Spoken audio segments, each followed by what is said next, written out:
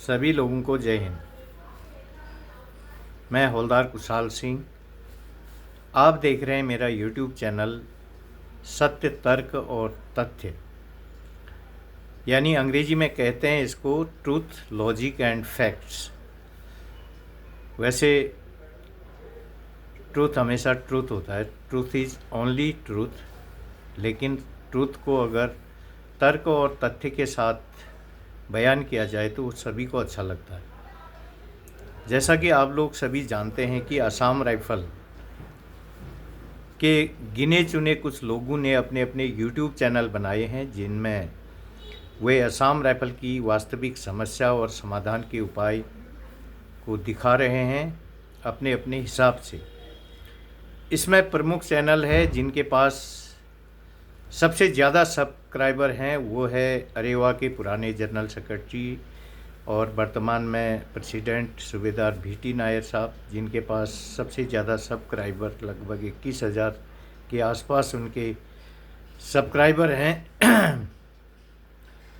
इस चैनल का पुराना नाम Assam rifle ex serviceman welfare association था। वर्तमान में इसका नाम सत्यमेव जयते है। इसके बाद अरेवा संस्था के नेशनल सेक्रेटरी का चैनल है, जिनके पास भी लगभग 9 और 10,000 के बीच में सब्सक्राइबर हैं, वर्तमान में जिनका नाम ऑल इन वन और आगे भी कुछ है, मैं अगले चैनल में बताऊंगा, अगले वीडियो में वो, क्योंकि अपने चैनल का नाम बदलते रहते हैं। इसके बाद मैं हवलदार कुशाल सिंह, मेरा यूट्यूब चैनल है। मेरे पास भी लगभग 6,200 के आसपास मेरे यूट्यूब चैनल में सब्सक्राइबर हैं, 6,200। और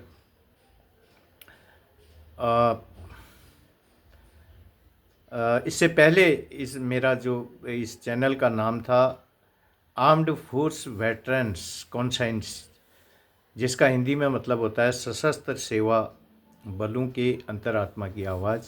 और जो मैंने इसका वर्तमान जो नाम रखा है इस यूट्यूब चैनल का, सत्य तर्क और तथ्य, यानी कि लॉजिक फैक्ट एंड ट्रूथ, अंग्रेजी में कहेंगे सत्य तर्क और तथ्य। मेरे यूट्यूब चैनल में मैंने बता दिया। इसके बाद 6,200 सब्सक्राइबर और लगभग 10,50,000 लोगों ने मेरे यूट्यूब चैनल के जो वीडियो को देखा है। मेरे इस चैनल में लगभग 1,000 से ज़्यादा वीडियो और शॉर्ट्स हैं, और इसमें इतने लोगों ने देखा है। ये सारा जो है यूट्यूब वाईटी स्टूडियो करके एक ऐप आता है, उसमें आप देख सकते हैं। आप चैनल बनाते हैं तो आपके सारे यूट्यूब वीडियो उसमें एक साथ हो जाते हैं। मेरे इस चैनल में अधिकतर जो वीडियो हैं वो असम राइफल की जो वास्तविक समस्या और उसके समाधान के लिए हैं, और मेरा प्रयास के बारे में है। असम राइफल की जो वास्तविक समस्या के समाधान के लिए मैं इसमें जो खास पॉइंट हैं उनको दिखाते रहता हूँ।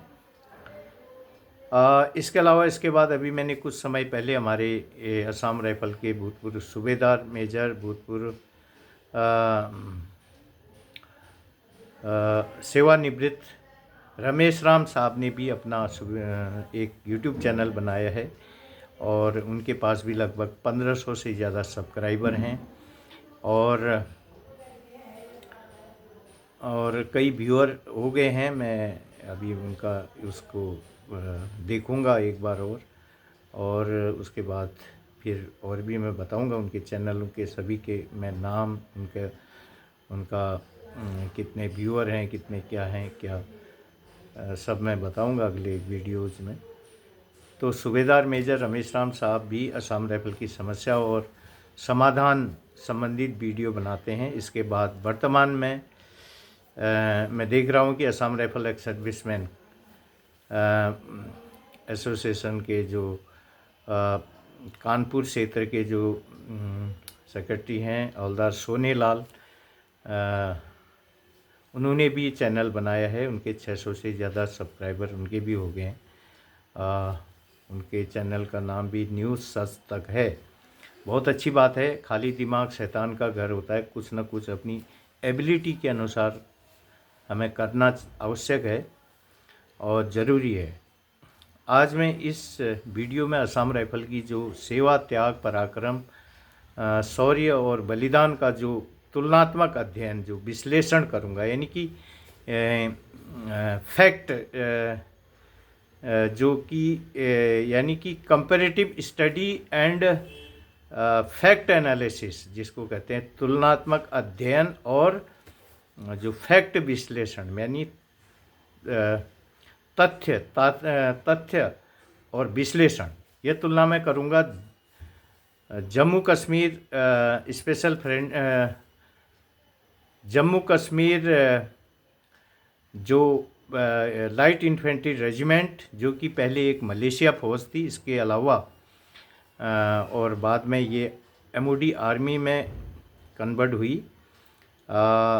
इसके अलावा जो special frontier force, coast guard, जो कि पहले इनको भी जो है ड्यूल कमांड के अंदर उतनी ज़्यादा फैसिलिटीज़ नहीं थी, और इन्होंने हाई कोर्ट में केस वगैरह किया और वहाँ से इनको जो है MOD आर्मी की तर्ज पर पूरा पेंशन, प्रमोशन, रैंक संबंधित जो भी और फैसिलिटी संबंधित सारी MOD की तर्ज पे इनको दिया गया। जबकि जो जम्मू कश्मीर मिलिशिया फ़ौज को आर्मी रेजिमेंट बना दिया गया। इसके अलावा आप देख रहे हैं BSF, CRPF, SSB, ITBP इत्यादि के बारे में भी हमारे प्रेसिडेंट साहब यूट्यूब चैनल में दिखा रहे हैं उनको क्या फैसिलिटी है और क्या उनको परेशानी है, क्या वो है, और क्या उसमें सुधार लाने की ज़रूरत है। तो किस फोर्स की उम्र क्या है, कब किस फोर्स का जन्म हुआ, तो यह मैं अभी थोड़ी बहुत जानकारी दूंगा क्योंकि वीडियो लंबा होगा। बहुत ज़रूरी जो सुधार की ज़रूरत है और जम्मू कश्मीर सुधार लाने की ज़रूरत है। जम्मू कश्मीर मिलिशिया का जन्म सभी लोगों को शायद पता नहीं हो, लेकिन 1947 में उसका जन्म हुआ और 72 में वो जो है 1972 से 4 तक के बीच में वो जो है आर्मी रेजिमेंट बन गई थी। और क्योंकि वो फ़ौज भी असम राइफल की तरह एक स्थानीय लोगों की फ़ौज थी। मलेशिया का मतलब होता है स्थानीय लोगों की फ़ौज थी, और उसको जो जम्मू कश्मीर के जो बॉर्डर इलाकों में के जो स्थानीय लोगों से द्वारा मिलकर भर्ती करके वो बनाई गई थी। और लेकिन उसमें जो है वो उन्होंने जो है वो भी पहले उसका जो एडमिनिस्ट्रेटिव कमान थी मिनिस्ट्री ऑफ होम अफेयर्स के अंदर थी, और ऑपरेशन कमान MOD आर्मी की थी। तो उसमें वो लोग असंतुष्ट थे अपनी पेंशन, प्रमोशन संबंधित जो विसंगतियों के कारण, कई ट्रेड उसके अंदर भी थे। तो उन्होंने इसको जो है उनके जो DG थे लेखराज सिंह पंवार साहब, जो फर्स्ट DG बने जो Jammu Kashmir light infantry regiment के, और उन्होंने इसको जो है, इसके अलावा संस्थाएं भी थी उनकी, तो उन्होंने संस्था और उन्होंने मिल करके, DG साहब ने मिल करके उसको जो है MOD आर्मी में ले जाने के लिए प्रपोजल दिया, और वो रक्षा मंत्रालय और गृह मंत्रालय से पास हुआ, और उसको जो है MOD आर्मी रेजिमेंट बना दिया गया। तो इस तरह से ये इसमें सारी विसंगतियां जब MOD आर्मी रेजिमेंट बन गई तो वो दूर हो गई, और जबकि उनका जो फैक्ट, जो कंपैरेटिव स्टडी मैंने की थी, जो एनालिसिस, फैक्ट एनालिसिस किया था, तो उसका जो है 4 गैलेंट्री चक्र थे उनके पास, जिसमें एक परमवीर चक्र और 3 अशोक चक्र थे उनके पास। और वो जो है 30 साल के अंदर एमओडी आर्मी रेजिमेंट बन गई थी। तो असम राइफल के पास सभी लोग जानते हैं कि गैलेंट्री इतिहास में, जो चक्र इतिहास में, ये भारत की टॉप सेनाओं में शामिल है, टॉप 5 सेनाओं में इसका जो है नाम है।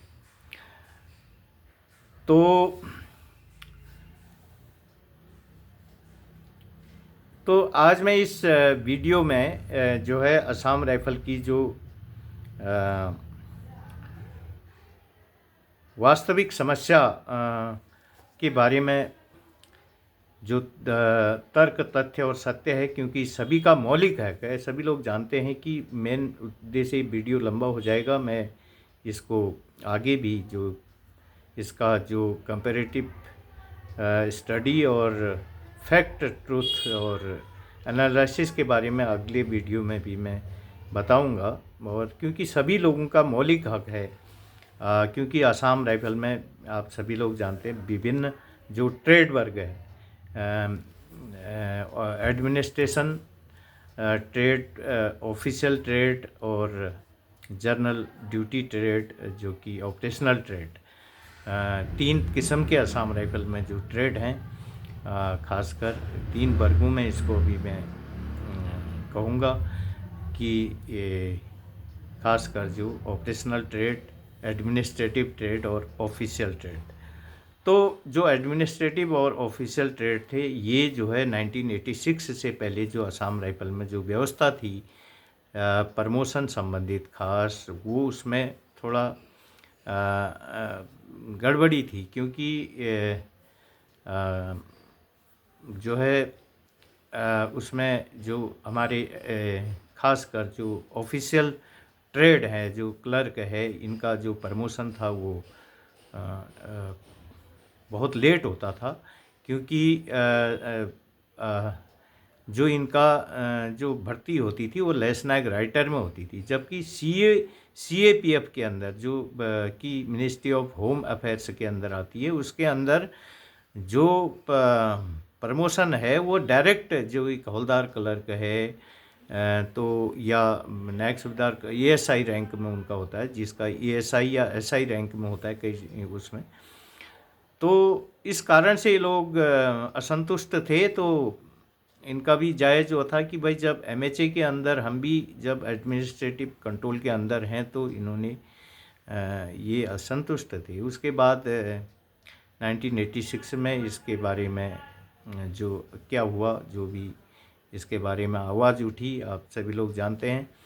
और इसके बाद इसको पुलिस के अंदर जो दिल्ली पुलिस की तर्ज पे इसको कर दिया गया। इस वीडियो को बनाने का मकसद ये, मतलब किसी को, किसी ट्रेड को मैं वो करने का नहीं है, सभी का मौलिक हक है। जैसा कि हमारे प्रेसिडेंट साहब ने भी पहले कहा है कि सभी का मौलिक हक है, लेकिन इसमें जो है बाद में जो पहले तो काफ़ी लोग हमारे योग्य लोग जो हॉनरी कैप्टन, हॉनरी लेफ्टिनेंट भी लोग बन के गए, 20-25 साल में हॉनरी लेफ्टिनेंट कैप्टन भी बन के गए, और जो अभी के जो योग्य लोग भी वंचित रह गए, जो कि 30-35 साल, 40 साल तक भी हवलदार में अटके हुए। और इस कारण से इसमें एक तब से एक असंतुष्ट वो चल रहा है। हालांकि उसके बाद जो है जब सीपीओ के बाद, क्योंकि इसमें जो एडमिनिस्ट्रेटिव ट्रेड में जैसे हमारे फार्मासिस्ट हैं, इसके अलावा साइफर भी है, वो भी एक किस्म से जो है एक बहुत ही इम्पोर्टेंट, वो जो कॉन्फिडेंशियल मैसेजों के लिए जो है एक किस्म से वो भी एक इम्पोर्टेंट ट्रेड है। हालांकि हम नहीं कहेंगे कि वो ऑपरेशनल ट्रेड है, और ये भी नहीं कहेंगे कि वो ऑफिशियल एडमिनिस्ट्रेटिव ट्रेड है। वो दोनों साइड उसका वो है जो और उसमें एजुकेटेड लोग होते हैं जो साइफर ट्रेड है। तो इनके साथ ज़रा उसमें ये लोग असंतुष्ट थे उस व्यवस्था से, और उसके बाद सीपीओ में जाने के बाद इन्होंने दिल्ली हाई कोर्ट में उन्होंने कई गुवाहाटी वगैरह में केस करके जो है अपना सीपीओ का जो बेनिफिट, इनका जो वाजिब बेनिफिट है वो लिया। इसी कारण से इनका जो प्रमोशन जो है, जैसे अगर आप जैसे सीपीओ के अंदर अगर सीधा हवलदार या एएसआई रैंक में अगर भर्ती हो रहे हैं तो उनका जल्दी प्रमोशन होना स्वाभाविक है। तो इस कारण से ये लोगों का प्रमोशन फिर फास्ट हो गया। लेकिन जीडी के जो लोग 30-35 साल 20 साल में जो लोग योग्य लोग जो है सूबेदार रैंक तक बनते थे पहले, लेकिन 20 साल में तो अब फर्स्ट प्रमोशन ही नहीं हो पा रहा। खुद मैं जो है 19 साल 18 साल 19 साल में हवलदार बना था।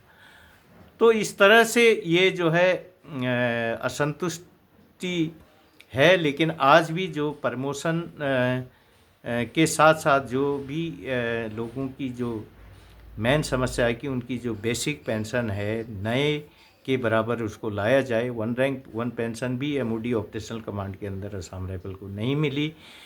तो एक रिवीजन करके जो लोगों का कहना है कि पहले इसको जो है उसके बाद जो भी आगे की कार्रवाई होगी, जो भी जहाँ पर भी इसका वास्तविक नाम नमक निशान के हिसाब से जो है इसका हक होगा वहाँ पे जाएगी। लेकिन उससे पहले इसकी जो पेंशन विसंगति है, खासकर जो नए और पुराने में ही बहुत ज़्यादा नए के बराबर लाया जाए, बहुत ही ज़्यादा उसमें वो पुराने के साथ अपीजमेंट हो रहा है। तो उसमें जो है रिवीजन के लिए लोगों का पॉइंट है। मेरे यूट्यूब चैनल के माध्यम से मुझे भी 500-600 लोगों के फ़ोन आए हैं कि भाई ये पेंशन कैसी है हमारी, 12,000 13,000 एक 20-22 साल के योग्य क्वालिफाइड हवलदार की पेंशन है।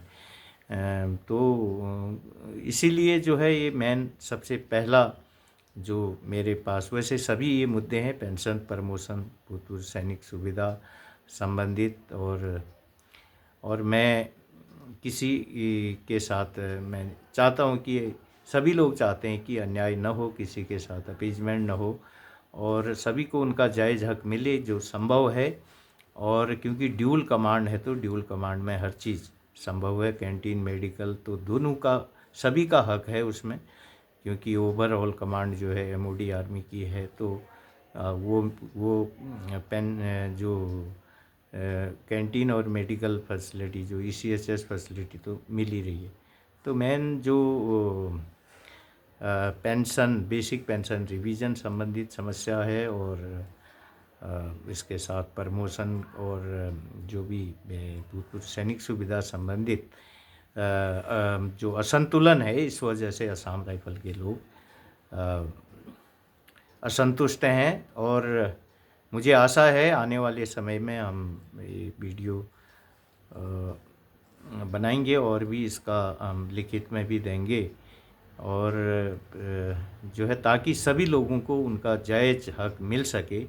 और क्योंकि रोटी कपड़ा मकान बुनियादी ज़रूरत है, वो होने के बाद भी अगर एक जवान जिसने विषम और कठिन परिस्थितियों में देश की सेवा की है, एक अभावग्रस्त जीवन जीने को मजबूर है, तो ज़रूर हम देश की जो भारत सरकार से और इस सिस्टम से, व्यवस्था से के महत्वपूर्ण लोगों से, रक्षा सुरक्षा से गुजारिश करेंगे कि इसका संतुलन बनाने के लिए बेसिक पेंशन, प्रमोशन, सुविधाओं का लाभ इत्यादि का, तो इसके लिए जो है बहुत मेहरबानी होगी, ताकि ये लोगों का कुछ दुख दूर होगा। और अगर ये रिवीजन करके इसको जो है बेसिक पेंशन संबंधी समस्या को ठीक किया जाता है तो ये वीडियो लंबा होगा। अगले वीडियो में मैं कुछ और पॉइंट उसमें जो है कंपैरेटिव